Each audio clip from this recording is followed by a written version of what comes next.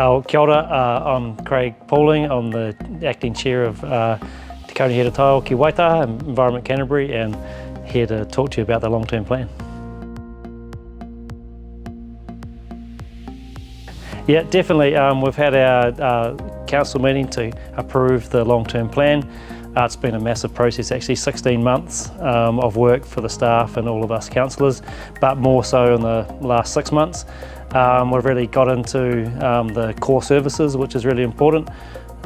So that's Te Aki Taio, or environmental regulation and protection, Whakarite Hapori, which is the community preparedness in response to hazards, and Waka Tūmatanui, which is public transport. And so we've really focused in on them, and we've got some exciting programs ahead.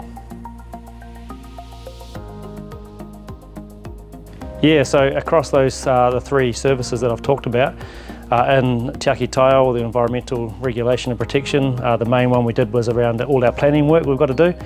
So we've got the RPS we're doing this year, or the regional policy statement, but next year we'll be launching into integrated planning across the whole region, including a coastal plan, which is really significant because that's about 20 years old, our former coastal plan. So that's a big one, but we also got the biodiversity targeted rate for Ōtautahi and Te Pātaka Raikiahutu, Christchurch and Banks Peninsula. So that's really awesome, great support from our community for that.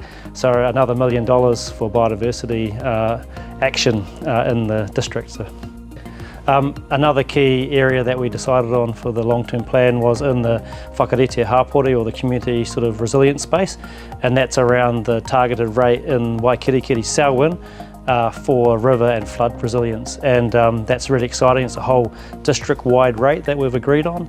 We got good support from the Selwyn community as well, and that's so we can take in the whole catchment approach to managing the Waikirikiri Selwyn River, and we're hoping to roll that out sort of like a pilot to see if we can do that in other catchments and districts across Waitaha. Yeah, so public feedback, you know, it's always important. We got 1,300 odd submissions, written submissions, and then we had 4 days of hearings, and we heard about 150 odd people. And like, that's a really important part of the process. As an elected representative, I always find it really enjoyable. They are long days, but it's a really key part of the role. And of course, it did help make our minds up, or change our minds about some of the processes that we did, including the real big one that they influenced us on was the fees and charges for resource consents, actually. And so we actually made a decision to go back to the original way it was done, but add in a new sort of hybrid model for the way forward based on community response.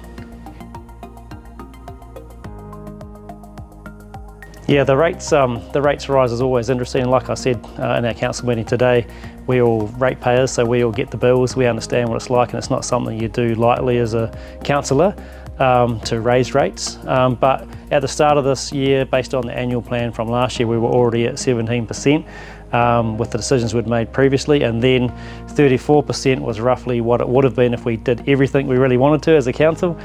We pulled that back to that 23–24% when we went out for consultation, and then during the deliberations we were able to bring that down to 17.9.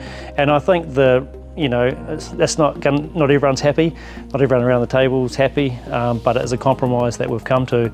And I think at the end of the day, what I was proud of at the end of the deliberations, and even today, is that there was handshakes and there was some hugs, because we'd all acknowledged that we'd given and taken a little bit. So I'm pretty confident that's a good way forward.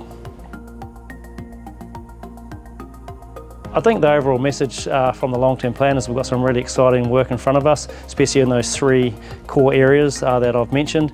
So that planning work we've got going ahead, the biodiversity work's going to get a lift, the rivers work we're doing, and of course I forgot to mention the PT stuff that we're doing, so public transport futures, we're backing that. We're saying yes, let's uplift our core routes, but also let's look to the future around mass rapid transit and try to really get that embedded. So heaps of exciting stuff to do. Of course, heaps of challenges, but that's what this is all about. We've got to just keep moving. So kia ora.